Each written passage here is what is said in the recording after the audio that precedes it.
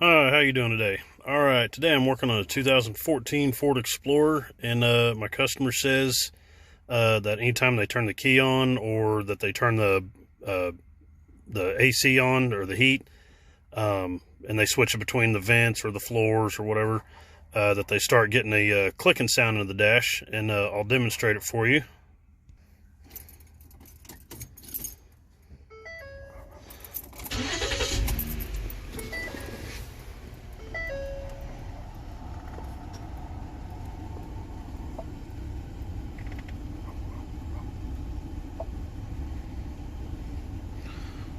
See if I can't get that clicking sound to happen. There it goes. Yep. See, every time you switch to different settings, it'll starts to clicking. So it's actually a blend door actuator, and I'm going to tear into this and show you how to replace it. Okay, for starters, you're going to want to remove your glove box. Suggest you empty it out because you might dump everything out on the floor, so make it easier in the long run. Take this little side piece right here, trim, and just pop it off.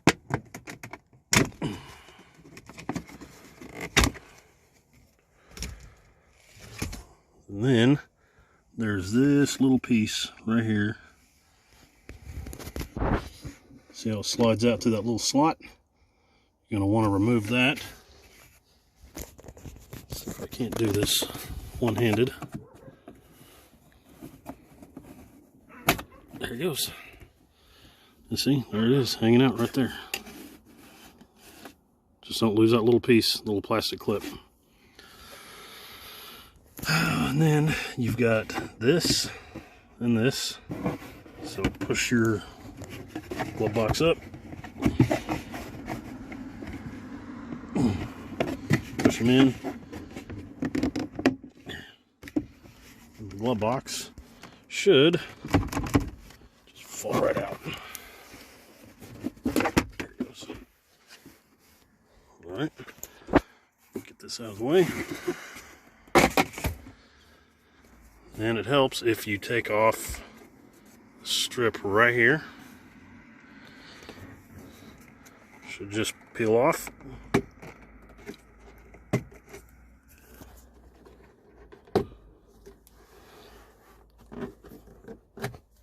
See? Pretty easy. And then there will be a couple of these little 7mm screws. One here, here, here, here. And then I think there's 4 or 5 more down here. Here. Let's see. Nope. One here. Right there and right there. And that'll allow this center section to come out and should give you a lot more room. Okay.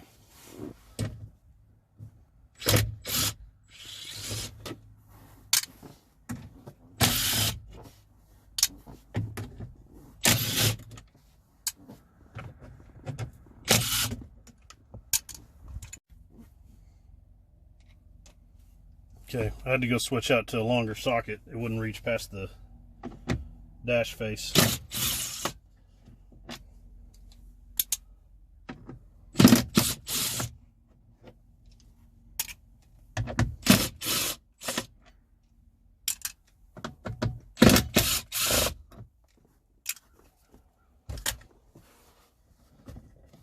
Let's see, what am I missing here?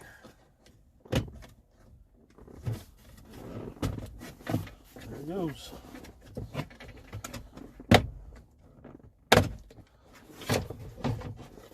And there's a little connector here for the glove box switch.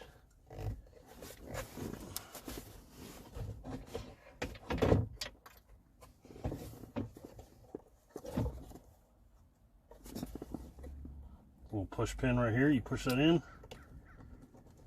Give the connector a little, well, it's stuck. There it goes.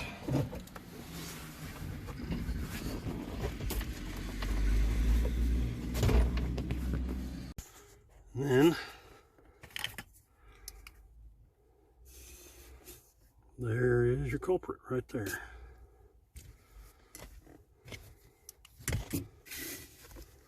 This box right here. And I believe that there will be this screw right here. And I think there's another one back behind it. We'll see how to get to that one here in a little bit. All right. All right, there it is. Looking. You can even see the edge of the case right here where it's splitting. I believe this one's been replaced once already, but it was a cheap one, I'm sure, and that's why it's coming apart. Okay, something that you might find really difficult to do is to be able to get to the back bolt back here. And to help you out, you do whatever you want, but I decided I cut this piece out. As you can see, it just completely blocks it, and it makes it a huge pain in the butt. You've got to be, if you do decide to do this, be very, very careful, because you can see there's tape. For starters, there's tape right here on that harness. There's a little bit of tape up here on this harness, and they were taped around this section that I'm holding, and then this bottom section down here that I'm hitting with my fingers. If you just take a razor or knife and just cut like right along here, just cut that tape, and then the same thing, just cut right along here, and you can peel that tape back, and then get the harness out of the way. You can kind of push it. You know, you can almost feel around behind here, and you can feel where the wires are actually running. But then you can just take a razor and just start slowly, carefully cutting it up from the bottom, and occasionally stop, check, feel behind there, make sure you're not going to hit anything. And then once you get up to the very top where it's a little harder to get to, you can kind of sit here and just work it back and forth for a minute, and it'll finally just snap off. So I was fortunate enough I was able to get in there with a razor and cut that off. I don't feel like that's going to cause any harm in the future. No problems whatsoever, and it'll make it easier for the next guy to have to replace this. Okay, if you're going to do try to tackle a job like this, I highly suggest you go get yourself some sort of little wobble, little 1/4-inch wobble socket like this. I think this one's an 8mm. But you can get a 5/16. They're both exactly the same size. It doesn't matter, but it really helps getting in here.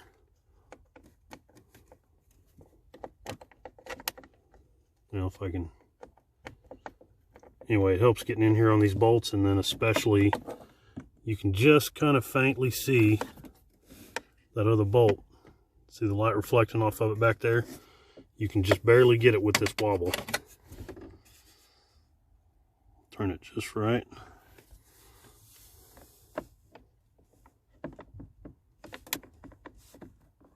There you go, and I'm on it. So I'll get this out and I'll show you what's going on with it.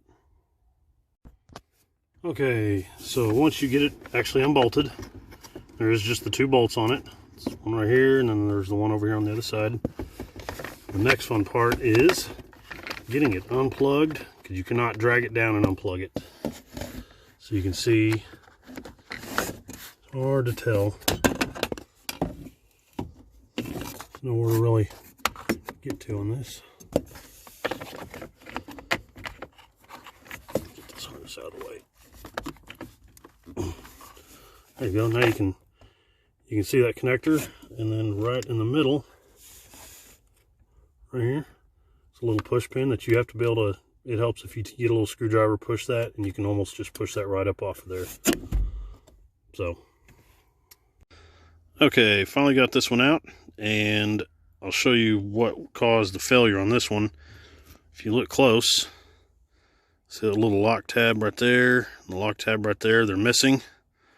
Well, that's what it's supposed to look like. So every time that you would operate this, it would split the case open and start stripping the gears, essentially. So they said they'd replaced this about a year ago. I'm guessing maybe the last person might have I don't know if they did that, who knows. But anyway, that's kind of what you get with a cheap part sometimes, is cheap plastic that's going to break pretty easy.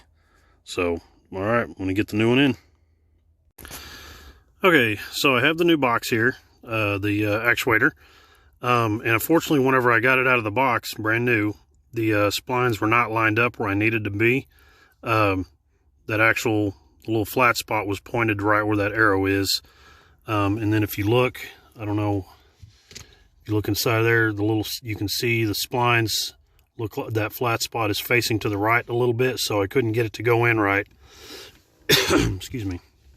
And the way you can get it to line up to where you need to is you can take the connector that controls the actuator, and just kind of halfway plug it in a little bit, and then turn your key on and start kind of running through the controls until it turns where it needs to be. Then just quickly unplug it and then just turn the key off, and it should go right in.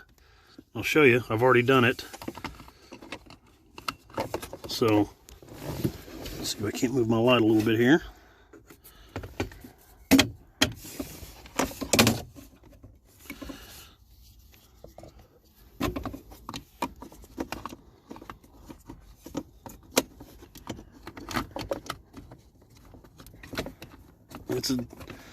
It's a booger to get in there, that's for sure.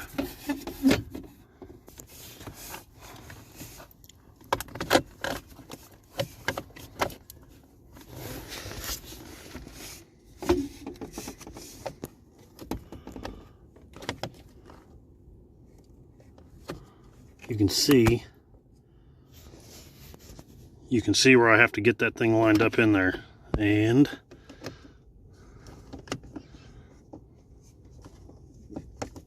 come on.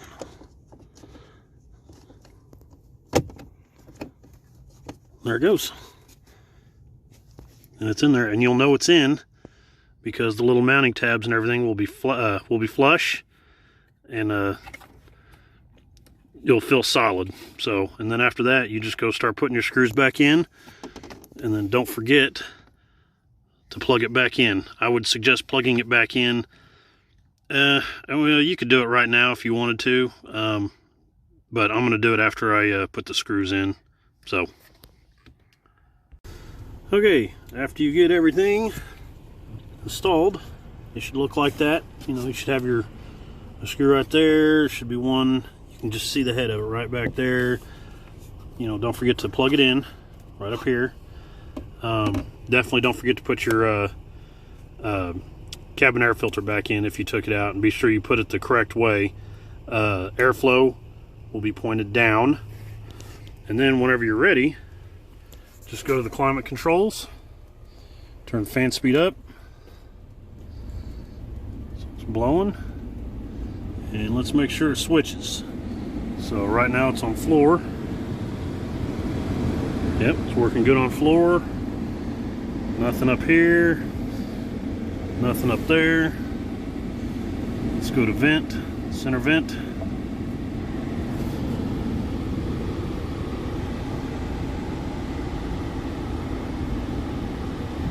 Yep, everything's blowing good right there. Make sure it comes down here at the bottom. Yep, everything's working. So, and then everything is just put it back in reverse order, and I'm telling you, it really makes a world of difference if you cut this little piece out. That's what it looked like. You can imagine if that sucker was sitting right there, inside right there, it was just a pain in the butt getting back there. So I just decided to cut it out. There's nothing there. It's all empty. The only thing that's back there is this wiring harness, so when you get to cutting a little bit, be sure you kind of push that harness out of the way, and just keep checking it, make sure you're not digging into it, because that'd be bad news. So, all right. Okay, we're gonna put this back in now. Something I noticed, the previous person who'd replaced this before, the little hangers where the glove box, the little pivots where the glove box goes, they'd broke them off the old glove box. But normally, before I guess you would take any of this out, you would pull these clips out, and that's how you can help release the glove box. But since these are already snapped off, I don't really need to worry about that.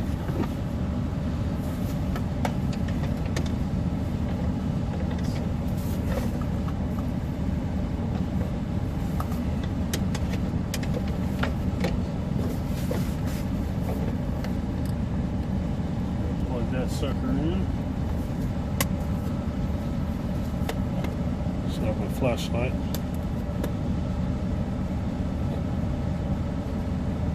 Okay.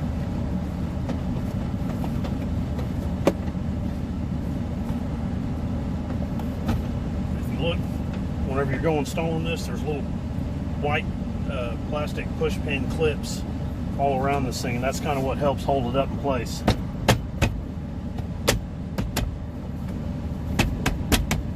So, yep, that's in. And it's just a matter of taking the screws,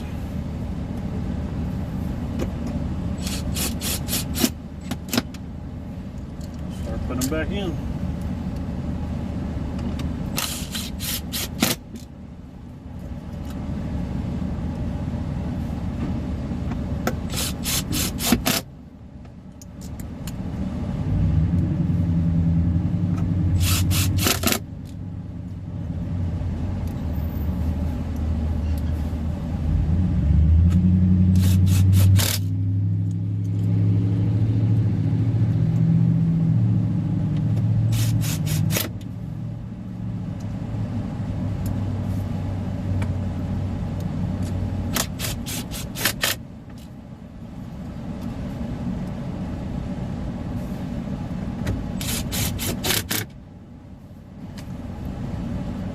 Yep, looks good.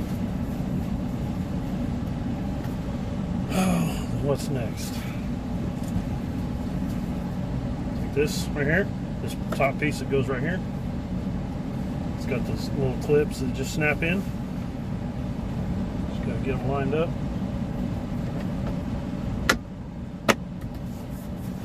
Beautiful. So as I was telling you a while ago, the little pins that are here and here, I guess normally you would have to pull this bottom cover off or something to be able to slide those out, because you can see they normally go on right here, but somebody already broke them off last time. So it doesn't matter though, it's fine. They're still held in right here.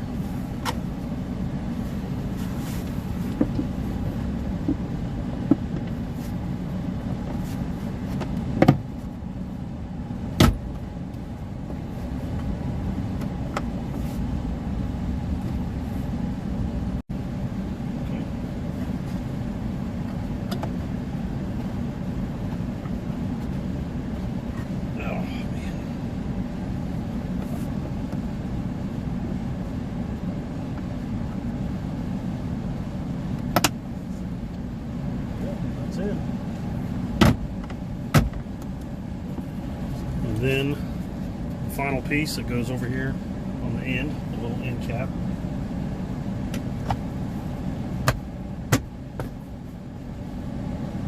And you're done. Thanks for watching.